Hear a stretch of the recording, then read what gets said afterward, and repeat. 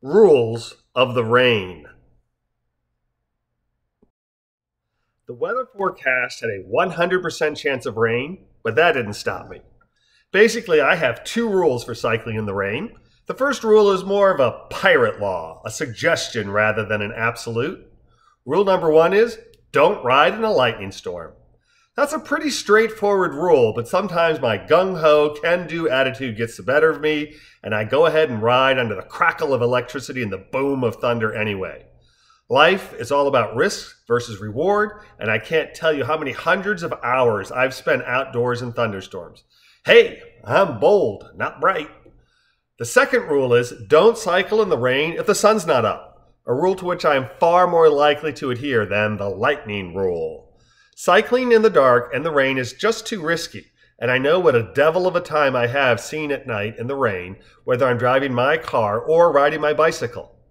We can only ask so much of others, and I think relying on people being able to see me under that much adversity is to accept a risk that far outweighs my reward of self-satisfaction for having endured hardship and utilized a calorie burner rather than a fossil fuel hog for self-propulsion.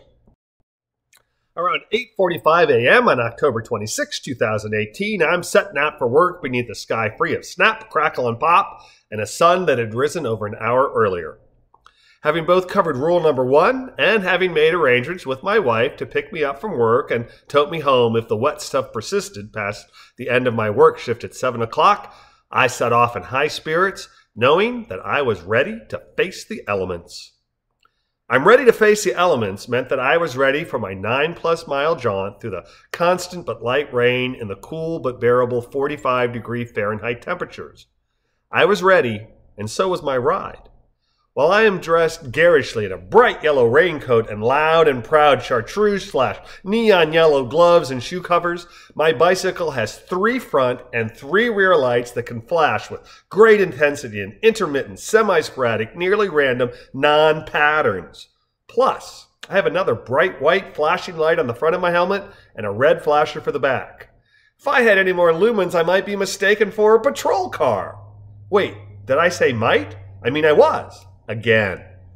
A dozen years ago, bold, bright, flashing bike lights had just hit the scene, and one evening as I cycled home on a dark, cold, well after the sunset Iowa winter evening, a car approached from the north as I cycled in that direction.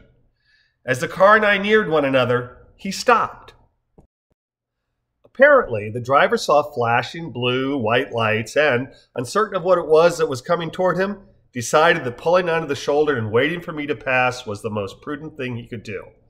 I waved as I passed and tried not to let my inner smirk show. I mean, come on, I'm just a dude on a bike riding home in the night. Fast forward back to 2018 and it's Yogi Berra's deja vu all over again time as I slowly wind my way up a hill to a T intersection and a big, bold, red octagon facing my way. A car approaches from my right. The driver sees my flashing front helmet and single 800 lumen bike light and, though I have a stop sign and he does not, freezes like, well, a deer in the headlights.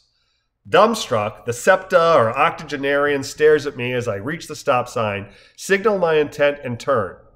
I'm glad he saw me, and I carry on, convinced that I have taken adequate measures to ensure being seen by motorists as I meander through the residential streets of Cary, North Carolina. Of course, confidence isn't always well placed, as I had reinforced once again less than 15 minutes later. With less than a quarter mile to go, I am winding through a neighborhood where youngsters are on their way to nearby Weatherstone Elementary. This time, I have no stop sign as a black BMW SUV approaches his stop sign on Belrose Drive. It is obvious that the driver is distracted as he begins to roll through his stop sign, and I hit my brakes hard as I simultaneously shine my flashing helmet light directly into the BMW's windshield. Startled, the man hits his brake and stops, his vehicle halfway into the lane, and I shake my head in disdain as I cycle by. He passes me with a conciliatory, penitent wave a short time later, and I shun him with my self-righteous silence. "Be careful!" I silently shout at him as I pedal the last minute to work. My day is uneventful, and since the rain keeps customers away in droves, I check with my coworkers and then slip away early, leaving at 5:30 rather than my scheduled 7:15, and cycle home in the continuing rain, lights blazing and eyes and mind on high alert.